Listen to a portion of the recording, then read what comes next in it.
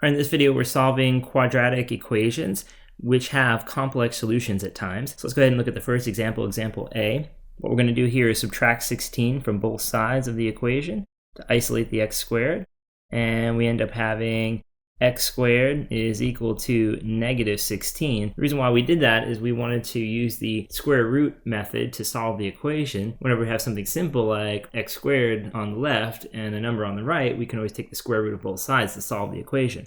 So I'm going to take the square root of x squared here, and that'll be equal to plus or minus the square root of what's on the right, and that's negative 16. So the square root of x squared will give us just x, and then we'll have plus or minus the square root of negative 16. Now, the square root of 16 is 4, and then because it's negative 16, we'll call that 4i, right? Because the square root of negative 1 is I. Okay, and at that point, we have our two solutions. So we have x is equal to plus or minus 4i. One thing to note here is that imaginary numbers, they come in conjugate pairs. So if you have one imaginary number, you must have a partner imaginary number with it with a different sign. So for example, you would never just get just 4i. It would always be maybe negative 4i and positive 4i as your solution. All right, let's look at example B then. For example B, you have a quadratic. You could try to factor it if you wanted to. You'd be looking for factors of 7 that add to 5, and you'll notice there are no such factors, right? So let's go ahead and use the quadratic equation on this guy. So we'll say that x is equal to negative b plus or minus the square root of b squared minus 4ac all over 2 times a.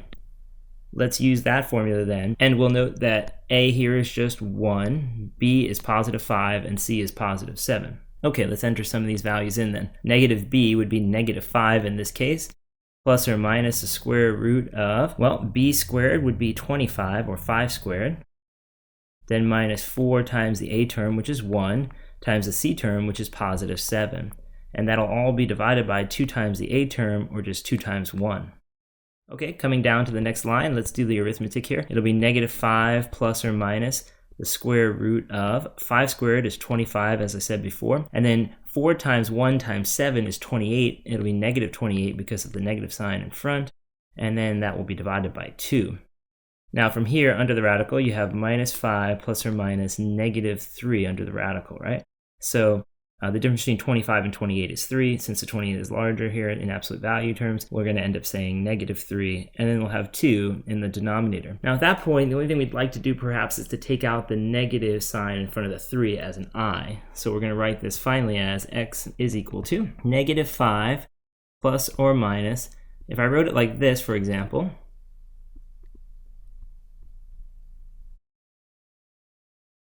then we would see clearly that this piece, the negative 1, would come out as an I. So we'll have negative 5 plus or minus I square roots of 3 over 2. And there are your two solutions, right? So it's negative 5 plus I root 3 over 2, and the other solution is negative 5 minus I root 3 over 2. Okay, let's do our last one. This would be example C. So to tackle example C, we want to set the quadratic equal to 0. So I'm going to do that by subtracting 7x from both sides.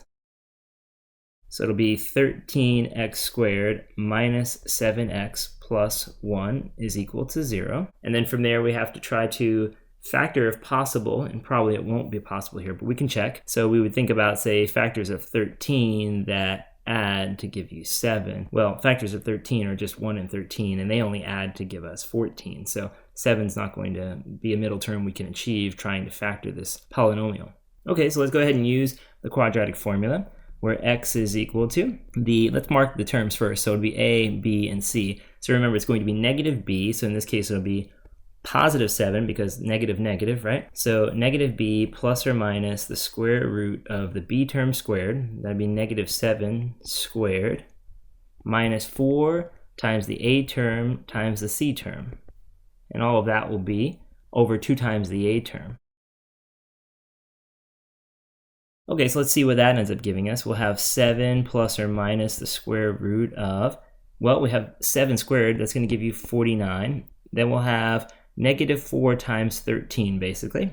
And 4 times 10 is 40, and 4 times 3 is 12. So that's going to give you negative 52 when you're done with the arithmetic. And then divide that by 26 at the bottom. Now from here, under the radical, we can say that 49 minus 52, again, is a negative 3.